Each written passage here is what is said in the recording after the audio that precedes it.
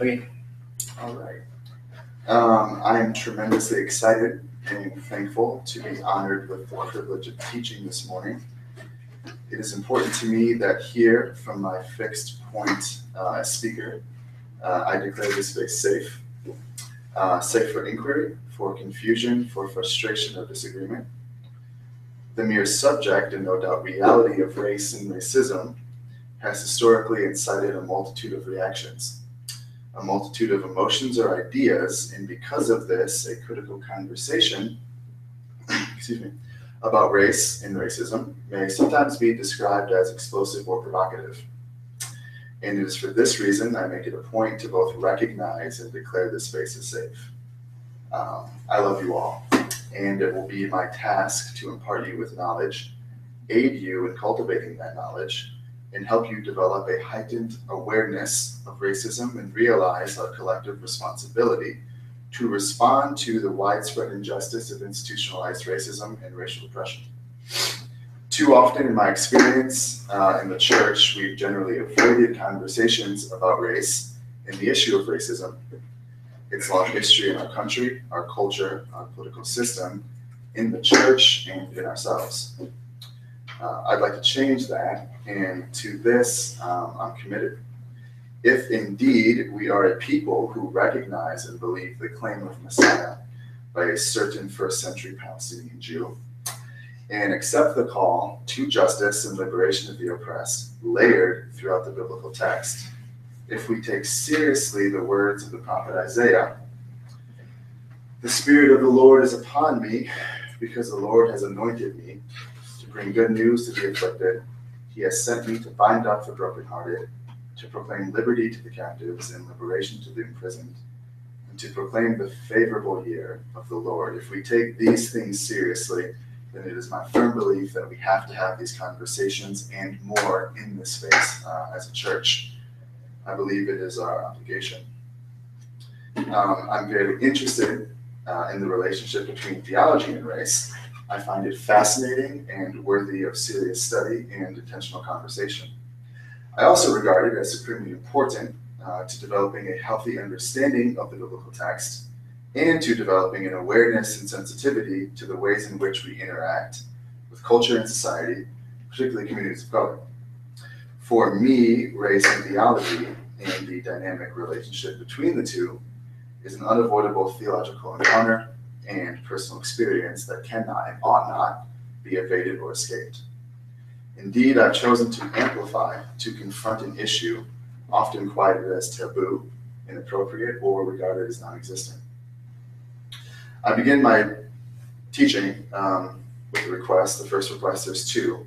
And the first one is this. As I'm teaching and speaking to you, that we have the tenacity and the courage to temporarily suspend our current theological positions, our current interpretations of any and all portions of Scripture or notions we have about the text, and be open to considering an alternative way of viewing faith in Scripture, Messiah, and gospel. Whether we're aware of this reality or not, we all apply a particular interpretive lens or set of lenses when we approach and engage the biblical text. This lens or hermeneutic is shaped by a multiplicity of interrelated factors. Our experiences, language, culture, our gender, sexual orientation, our race, nationality, our socioeconomic standing, or political value, all of these components together shape our consciousness, our understanding of reality and of ourselves.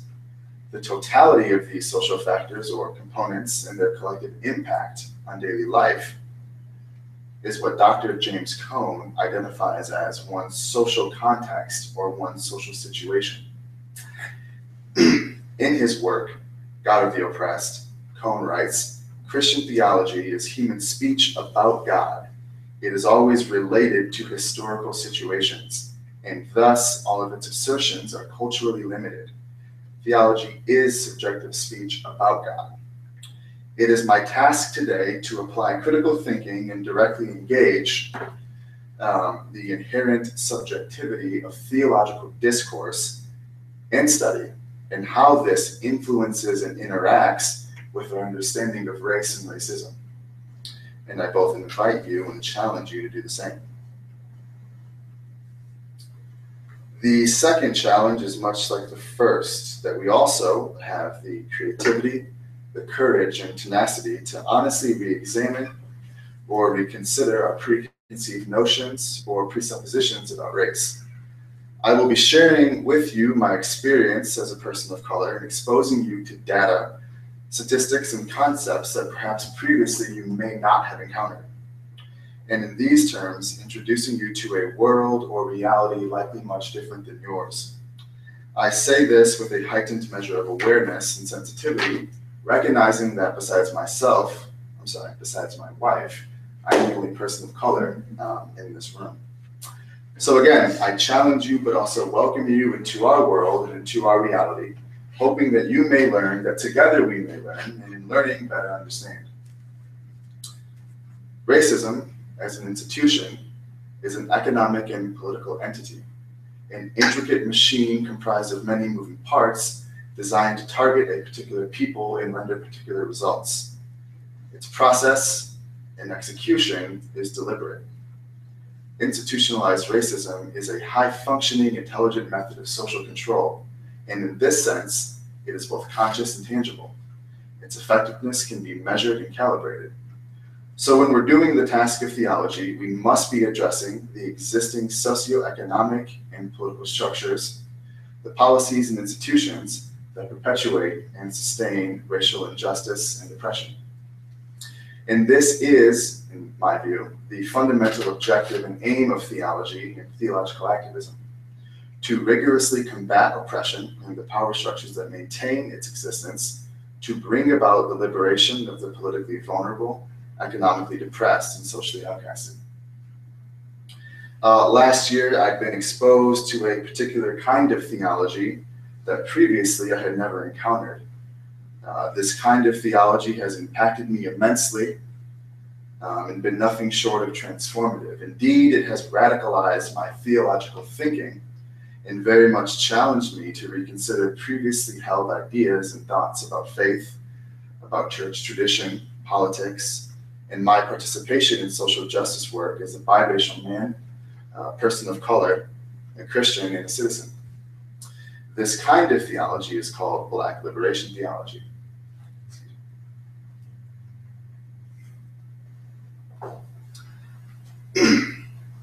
Black liberation theology is a kind of theological and social movement that began in the late 1960s as a response to white supremacist terrorism and racism.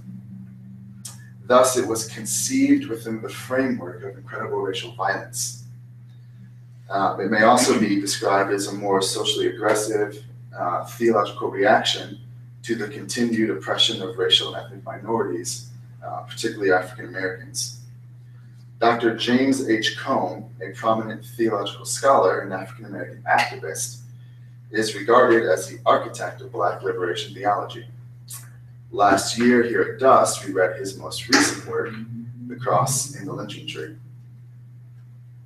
In this book, Cone makes a brilliant and creative theological connection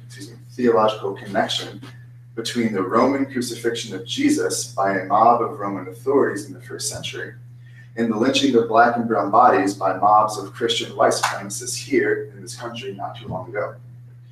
Between 1880 and 1940, nearly 5,000 Black and brown American citizens were lynched. Both publicly and secretly, these men, women, and children were tortured, mutilated, and executed. The whole enterprise of lynching was a public spectacle, a form of mass entertainment, and an indelible symbol of white supremacy and domination. Lynchings were advertised and promoted in prominent newspapers, attracting often as many as 10 to 20,000 white folks. Children were encouraged to castrate the lynched bodies of men, collecting limbs such as fingers, hands, and feet as souvenirs of the event. Photographs of the condemned were sold as postcards to participants in the crowd of the lynching. The symbol of the lynching tree, as Cone details in his work, was the white community's way of forcibly reminding Blacks of their inferiority and powerlessness. To be Black meant that whites could do anything to you and your people, and that neither you nor anyone else could do anything about it. In fact, the last recorded lynching took place in 1981 in Alabama. 19-year-old Michael Donald was killed by 2 members of the Ku Klux Klan. The term lynch itself originated here in Virginia. Charles Judge Lynch of Virginia was an American revolutionary and justice of the peace, and is said to have punished loyalist supporters of the British by carrying out extra-legal executions or lynchings. Charles's brother William was the founder of Lynchburg, town only 2 hours from here.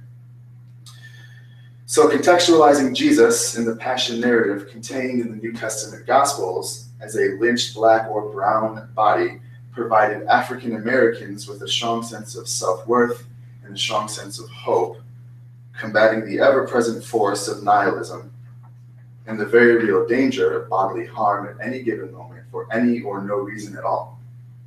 Every time an innocent black or brown person was lynched in the theological imagination of Cone and others, Jesus was also lynched. Cone wrote his first and arguably most important book, Black Theology and Black Power, in 1969. History and context here is crucial to understanding the aggressiveness of the Black Liberation Theology program. Prior to 1969, the year Cone wrote this first book, there were several key moments that happened during the civil rights movement that I imagine must have created a strong sense of urgency and commitment to the survival of Black and brown people. It is within the following context that Cone and many others were developing new ways to stand up and confront white supremacy and extreme racial violence. So this is kind of the context that this particular work, Black Theology and Black Power, was written. In 1955, Emmett Till, at the age of 14, was brutally tortured, mutilated, and murdered, for allegedly whistling at a white woman. In June of 1963, only 8 years after the incident of Emmett Till, 4 girls, ages 11 through 14, were murdered after a bomb placed by Klansmen exploded in the basement of 16th Street Baptist Church.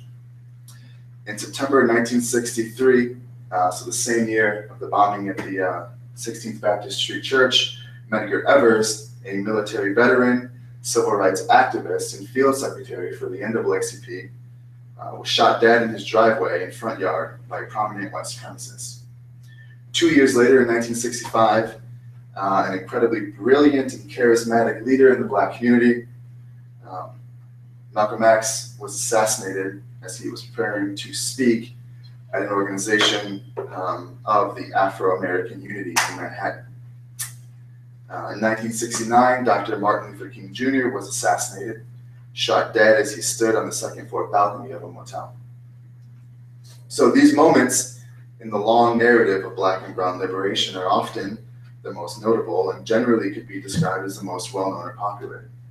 During this 14-year period leading up to Cone's first book, Black Theology and Black Power, the infamous race riots of Watts in 1965 and Detroit in 1976 also occurred. And this is why I believe context is always key. It was in this environment, an environment of continued segregation, racialized violence, and white supremacy, that Black liberation theology was conceived. In both Black Theology and Black Power and Cone's later work, God of the Oppressed, Cone seeks to reclaim Black identity, culture, and value by critically examining the ways in which white supremacy has influenced and distorted the discipline of theological studies, and consequently silenced the voices and experiences of Black scholarship. He unapologetically critiques Western theological curriculum for promoting and teaching white European theological scholarship that, in his view, is entirely disconnected from the struggle of African American people, a people who have been conquered, enslaved, and dominated by white Europeans, a people for who a long time have been the subjects of extreme racial oppression. Cone writes, and this is kind of a mouthful, so I'll do my best to enunciate this quote from one of his books. The hermeneutical principle for an exegesis of the scriptures is the revelation of God in Christ as liberator of the oppressed from social oppression and to political struggle, wherein the poor recognize that their fight against poverty and injustice is not only consistent with the gospel, but is the gospel of Jesus Christ. Theology is always a word about the liberation of the oppressed and the humiliated. Whenever theologians fail to make this point unmistakably clear, they are not doing Christian theology, but the theology of the Antichrist. I would caution that word, Antichrist, I did not adopt that word as my own. This is Cone's quote. That's very strong in my understanding, but this is his work. So the gospel message is intimately concerned with the social conditions and situation of the economically depressed, the politically threatened and dominated, and the socially outcasted. Well, this tends to be why I have the most difficulty bridging the gap with the current state of affairs in the African American community and the United States legal system. I ask myself, who are the oppressed today within the context of racial violence and oppression? And the numbers are astonishing. The United States has the highest rate of incarceration in the world, the majority of the incarcerated being disproportionately African Americans, particularly men. 1 in 3 young African American men will serve time in prison, and in some cities, more than half of all young adult Black men are currently under correctional control. So that's in prison or in jail, on probation or parole. No other country in the world imprisons so many of its racial or ethnic minorities. The United States imprisons a larger percentage of its Black population than South Africa did at the height of the apartheid. Substance abuse is a healthcare issue, yet our criminal justice system punishes it as a crime, incarcerating Black men at higher rates with more severe sentences for non-violent drug offenses, even though the most recent studies from the CDC indicate that white men use drugs at the same rate of Black men. During the war on drugs in the 1970s, record numbers of racial and ethnic minorities were incarcerated for non-violent drug offenses, serving life-term sentences, and who will die either incarcerated or upon release will be subject to legalized discrimination. There are countless numbers of racial and ethnic minorities sentenced to die on death row who have yet to receive adequate legal defense, be seen before a judge, and whose cases are remarkably questionable. Recently, we've witnessed a resurgence in the conversation about race and racism, whiteness and white privilege, the militarization of law enforcement, and the treatment of Black and brown people by law enforcement and our criminal justice system generally. Our generation has witnessed the shooting deaths of Trayvon Martin by citizen George Zimmerman. We've witnessed the shooting death of Michael Brown by Officer Darren Wilson, the death of Freddie Gray while in custody.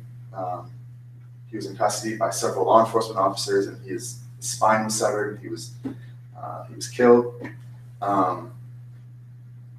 We've hopefully read the DOJ report on the police department and the court system in Ferguson.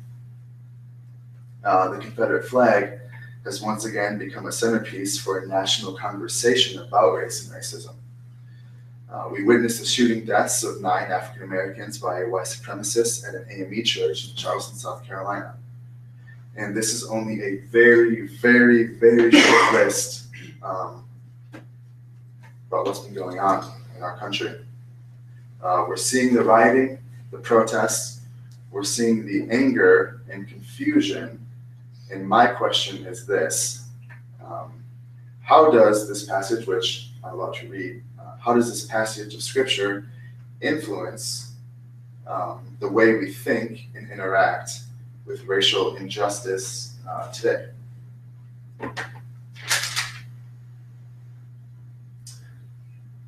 When the Son of Man comes in his glory and all the angels with him, he will sit on his glorious throne. All the nations will be gathered before him, and he will separate the people one from another, as a shepherd separates the sheep from the goats. He will put the sheep on his right and the goats on his left. Then the king will say to those on his right, "Come, you who are blessed by my Father, take your inheritance, the kingdom prepared for you since the creation of the world. For I was hungry, and you gave me something to eat. I was thirsty, and you gave me something to drink. I was a stranger, and you invited me in. I needed clothes, and you clothed me. I was sick, and you looked after me. I was in prison, and you came to visit me."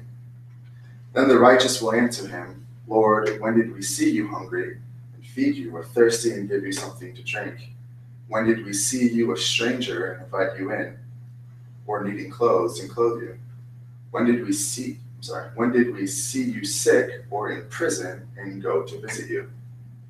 The king will reply, "Truly I tell you, whatever you did for one of the least of these brothers and sisters of mine, you did for me." Then he will say to those on his left, "Depart from me, you who are cursed, into the eternal fire prepared for the devil and his angels. For I was hungry, and you gave me nothing to eat. I was thirsty, and you gave me nothing to drink. I was a stranger, and you did not invite me in. I needed clothes, and you did not clothe me. I was sick and in prison, and you did not visit me." They also will answer, "Lord, when did we see you hungry or thirsty, or a stranger, or needing clothes, or sick, and in prison, and did not help you?"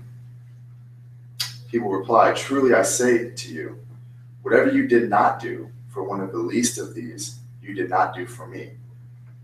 Then they will go away to eternal punishment, but the righteous to eternal life. That's all I have officially prepared. I kind of like to open up the floor for any questions or conversation about the content of what I just taught about. So anything you'd like to ask me or one another, I am open. It's kind of a lot process, I understand that. So. You can read the question that you asked before the passage. Yeah, it was basically, while there's like this reality of institutionalized racism, and we can see this measured, statistics and numbers and data, and a lot of scholarship. How does this text influence the way we interact with that reality of systemic racism? Is that helpful? Could you provide an overview on the specific of the institutionalized racism? I never had that concept in my head before, so it's a very interesting concept. It's like if you were to bullet point, here's the 3 examples or something like that. Sure. So like a good example, and I'm kind of winging this, Noah, at this point. So be sure to fact check me. The stop and frisk laws in New York have targeted, and this has been studied, and we can view this from credible sources. The stop and frisk laws in New York disproportionately target racial and ethnic minorities because of a general racial suspicion about Black and brown people. The incarceration rates, the mass incarceration of Black and brown people in our criminal justice system, in my view, demonstrates a clear issue that points to a kind of systemic racism. I'm not sure if that's helping you at all. Yeah, so I guess I'm thinking, so like one is the justice system was a big. Yeah. And then you made a comment before, I never thought of was taught in the history books or something like that. I've never had that thought. I guess the guy you're reading, Code. Yeah, James Cone. He wrote something and you're reading about that. So those would be the 2, that's how it was. So there's a justice system that has pieces in educational. Yeah, so that, yeah. What's the deal with that? So that's important, really, really important. I'm glad you asked that question because Cone makes the point, and my experience speaks to the reality of that point. I had never been exposed to any kind of Black scholarship within the discipline of theology until I was 25. Cone makes the argument that most of American scholarship is void of Black thought and Black voices. it's predominantly dominated by white European voices and theologians, which is not inherently wrong. However, in that process, we've completely disappeared or disregarded an entire people's voice and experience that can greatly contribute to theology. So, does that So help? that was in the theological realm? I was thinking Yeah, just right. the education system. I don't know. Well, I think Like it- the textbook. Yeah, I think I thought that's what you were initially saying. Well, I think- I think the implications in the area of theology also intersect with education generally in this country. I think we're taught in my experience, or I should say in my experience, I was taught a very particular way of understanding American history. So, That's interesting. I'm curious, so you bring up a lot of the United States issues. How does it relate to like the global perspective of race in other countries like Europe or something? yeah, that's a great question. I don't know, honestly. I'm like really steeped in like the United States criminal justice system and theology in this country, so I can't speak to other countries, but that's a really good question. Sorry. Yeah. I think something I read, some things I've been reading, actually, I should qualify that, indicates similar struggles in birth. Oh, really? Just based on some people I follow and read, that they say similar things about race issues and gender issues are like going on in the UK. Yeah. So, Yeah, I imagine it may be similar in like the white dominant. yeah, I Europe, think some other, really like white European countries, I think I've read similar things, and it might not necessarily be people of African descent, but I think sometimes also like Muslims or Well, yeah. Indian or I'm trying to make it a point because I'm talking today. I was talking about particularly Black liberation theology, which is Cone's own theological framework. As I'm developing my own, I'm including Black and Brown liberation theology to include Arabs, to include not necessarily African American people or people who are biracial. So, yeah. What's up, Ray? Are there like certain books that you would say like most resonate with like this Black liberation theology? Yeah. Well, yeah, it's all connected, I suppose. So anything by Cone, I would recommend. We read The Cross and the Lynching Trib, and then. I mean like specific like biblical books, like yeah, sorry. Are you talking about like scholarship? No, like John or something like that. Like books. Oh, so I would like very, very, very quickly reference and point to the Exodus narrative in the Torah, which is also like an integral component to Black liberation theology. That narrative of an enslaved people being liberated is essential to Black liberation. So I would say Exodus. I imagine the prophets. I mean, the prophets are constantly talking about how to preserve and maintain in an environment of being oppressed by a foreign occupier. I mean, the entire Bible is really written to oppress people. Yeah, and so that's a really great point because I don't know where I read this some time ago, but what you just said is precisely what this person was saying, which was like this book, the Bible, was written by an oppressed people for an oppressed people, and we often forget that. I often even forget that. So yeah, that was important. Thank you for saying that. What's up there? Chris, if I may. You may. Comments. First of all, going back to a statement that you made just a few moments ago regarding voices within the church. Sure. I find it interesting, and by interesting, I also mean sad, that as a church, even today in the context of the 21st century, we are reading scholarship from the Jewish voice, the Greek voice, and European, and some other cultures as well. What's sad is we can read all these and give high praise to authorship such as G.K. Chesterton, C.S. Lewis, etc. in the 20th century. And yet, we're still not wrapping our minds around the fact that these are not the only voices out there.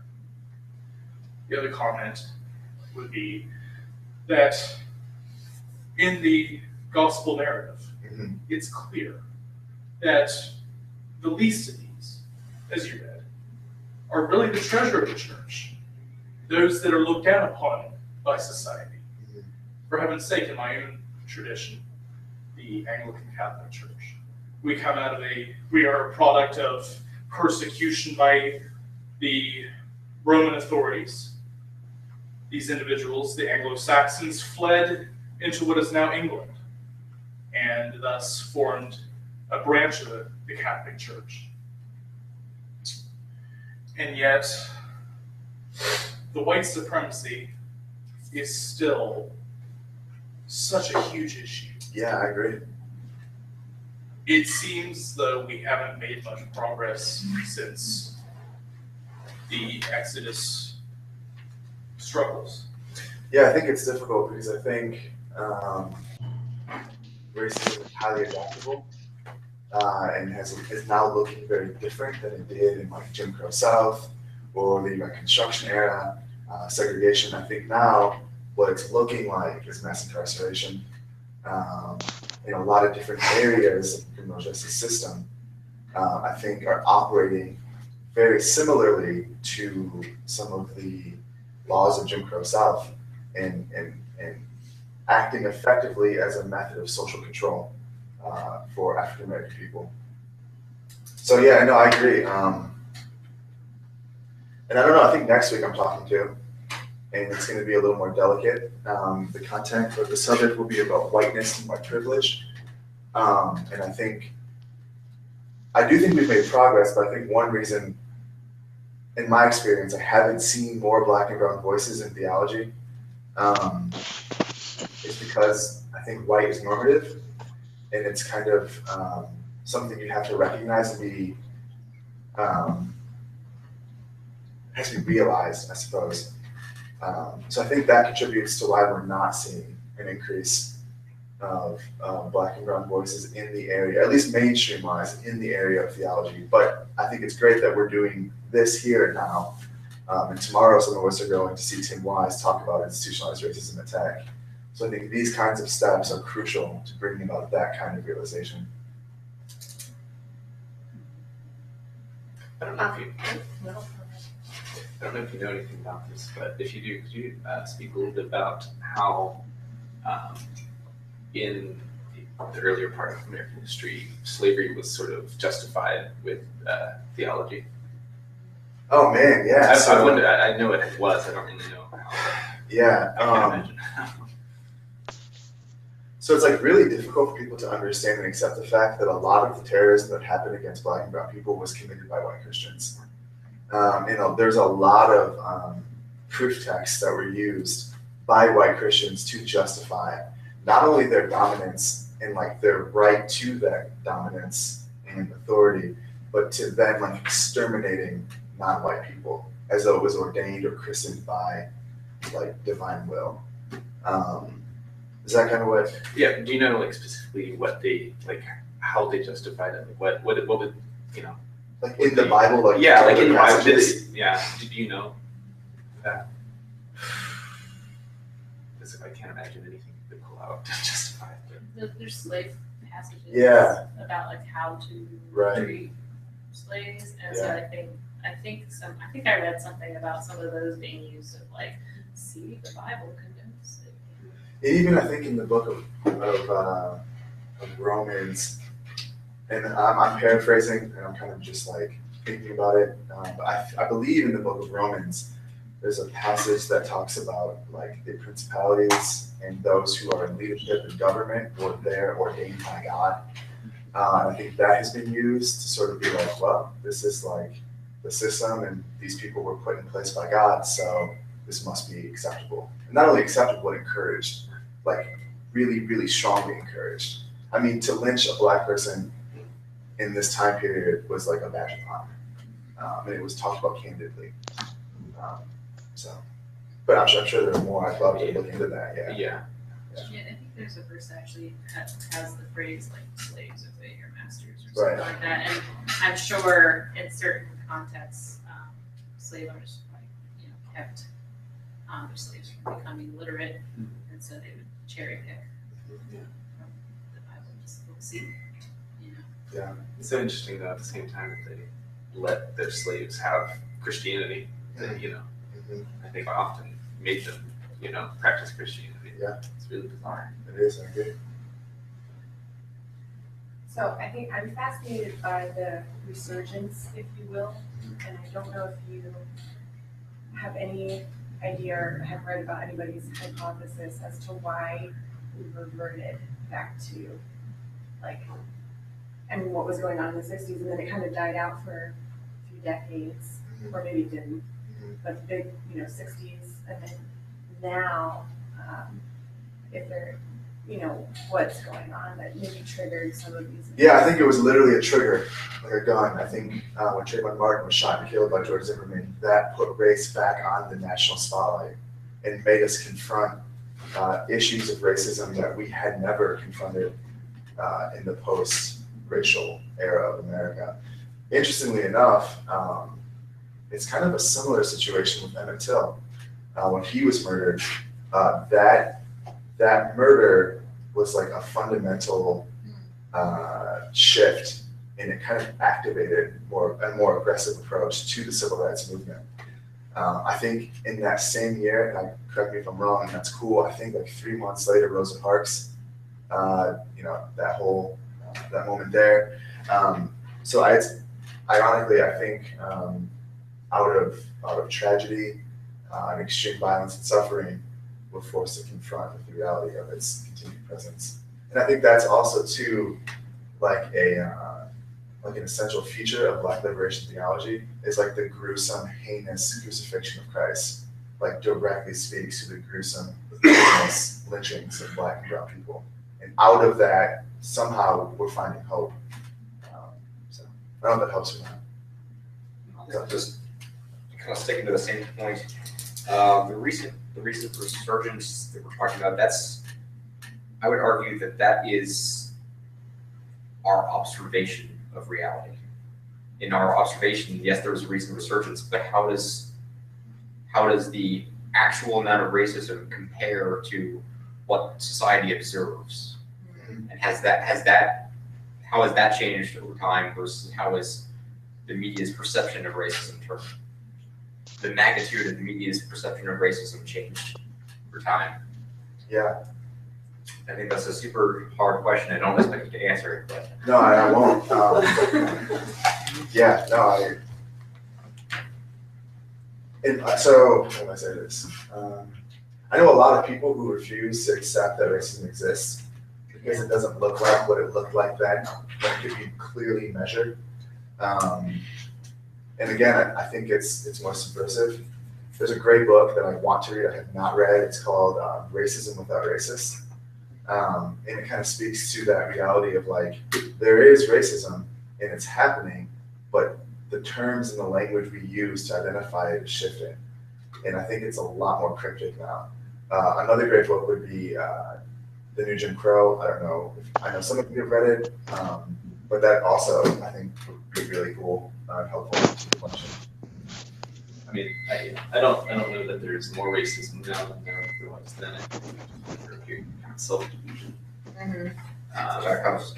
Was like not racist here, or censor. Yeah, that's the most. There's like this sense of like we solved racism. Right, yeah. For Well, you know what's for interesting is 30 like years. in my experience, people who are saying that are white people.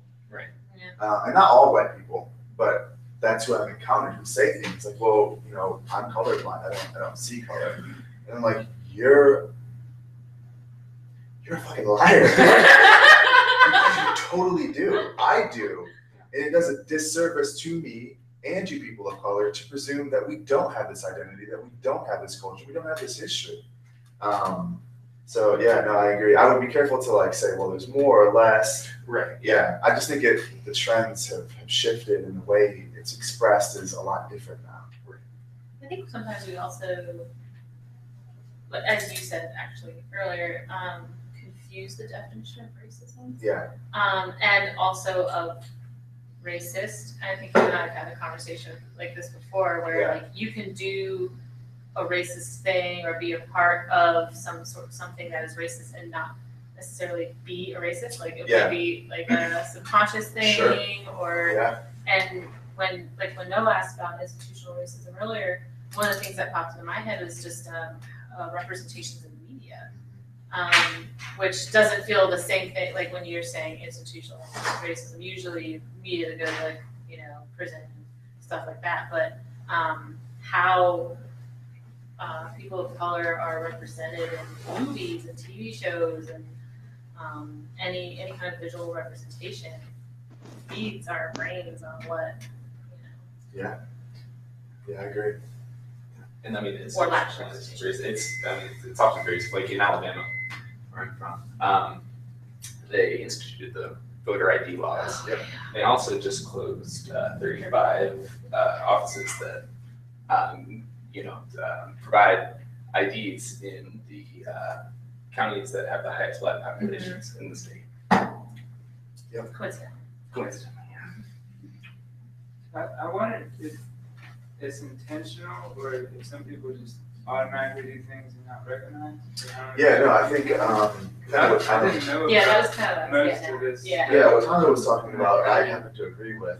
One of my focuses is trying to have these conversations in like a safe and like civil way. So I avoid saying you're a racist because people do say that, and it's off-putting and it doesn't help build a constructive dialogue. So I try to say people I think unintentionally engage in racist language or behavior, and I think that happens more often than not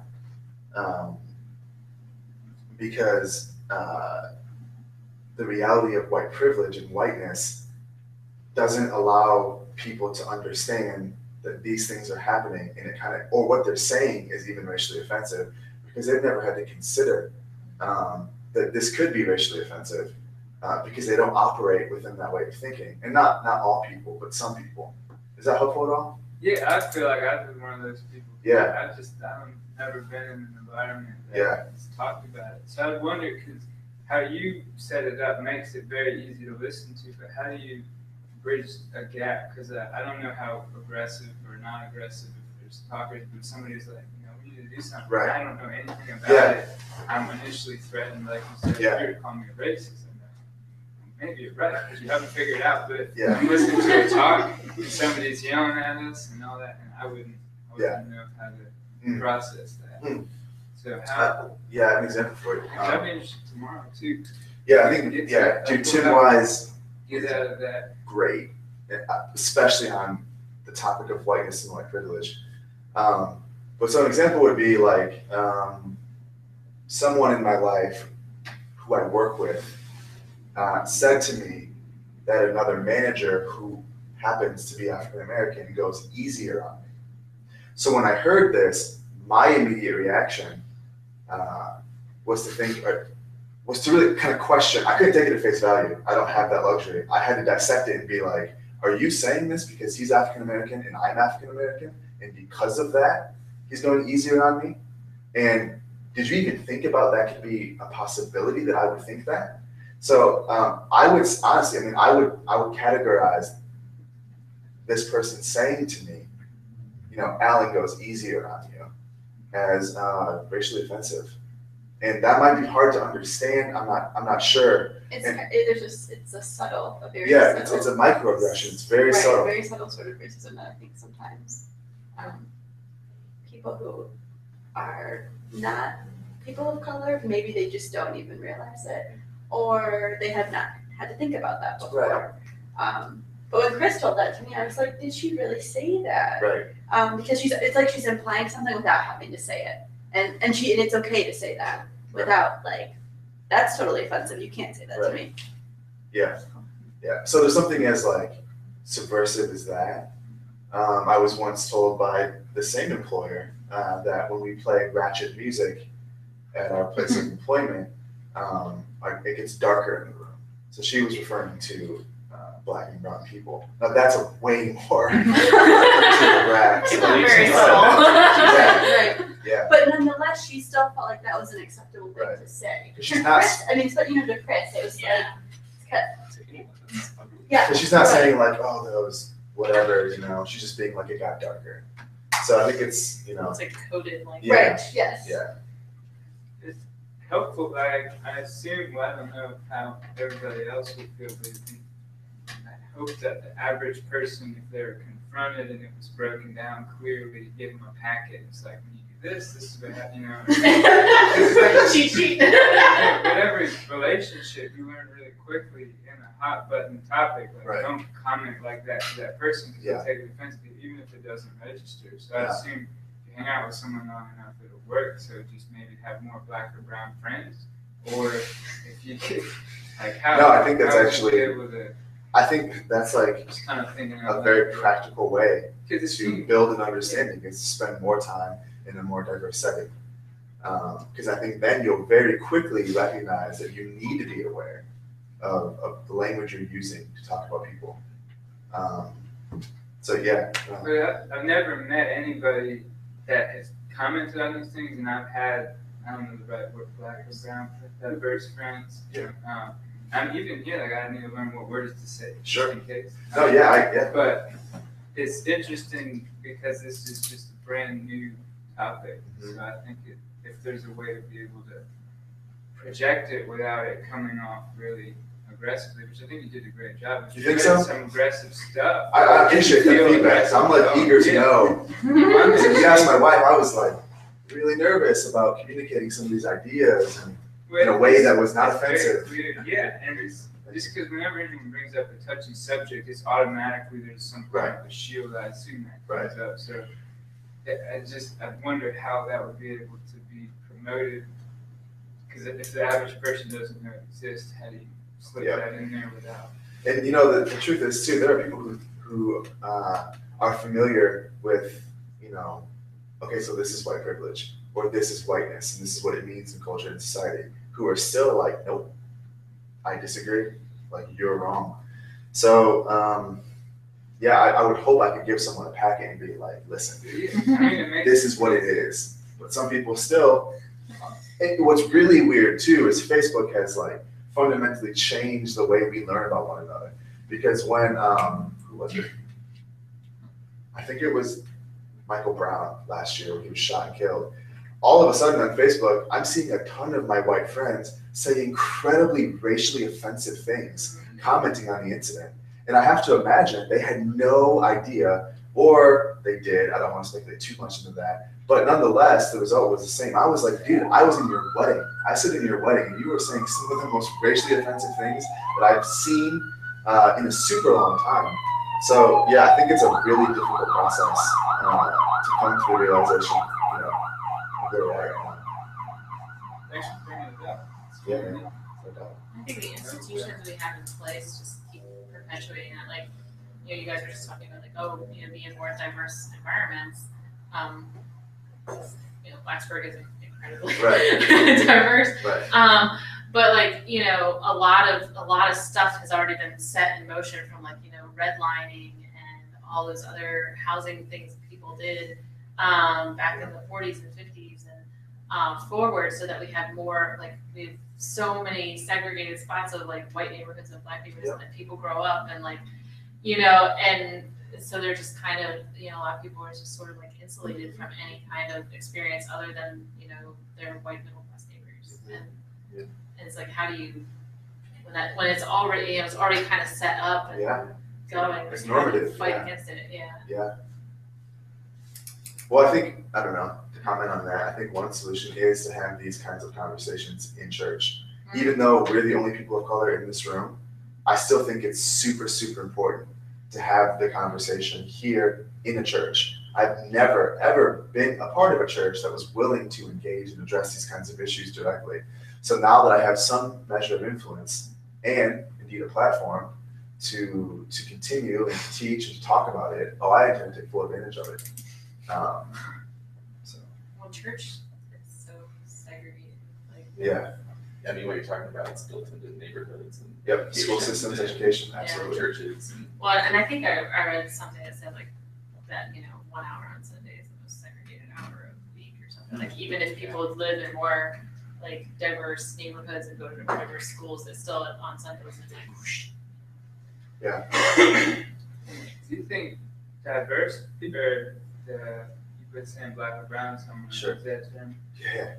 Do you think that everybody is aware about it? Like all diverse people recognize? Oh, no. Because I've never, none of my friends. I'm I've glad you met just with said that. them, That's I think important. there's some level of awareness or maturity on Yeah. their side of things What- to be able yeah. to say, hey, this What I is- forgot to do, which is super important, is to say that I do not in any way represent all people of color. I'm serious too. Yeah. Because you will find a diversity of perspectives and opinions about race and racism from people of color. And even in our own community, there's all kinds of weird dynamics.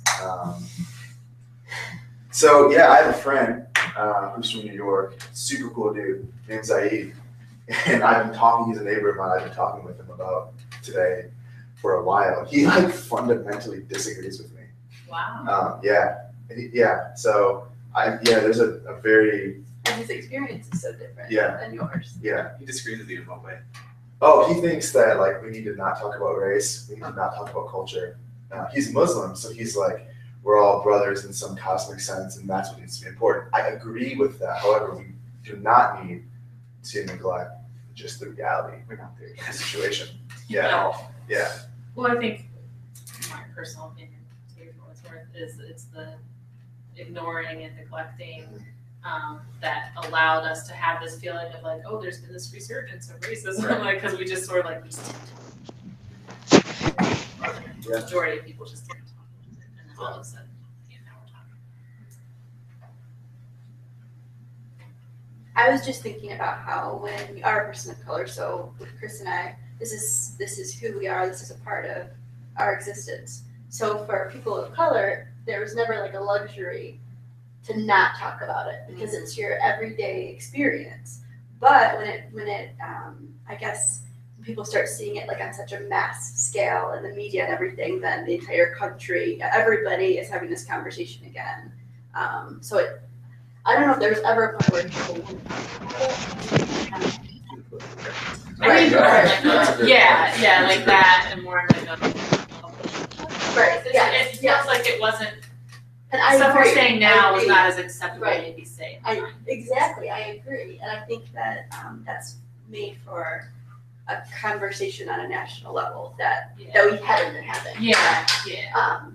So I think that's really important. Yeah, I agree. Good point. So, we're about almost at time. Do you want to stop the broadcast?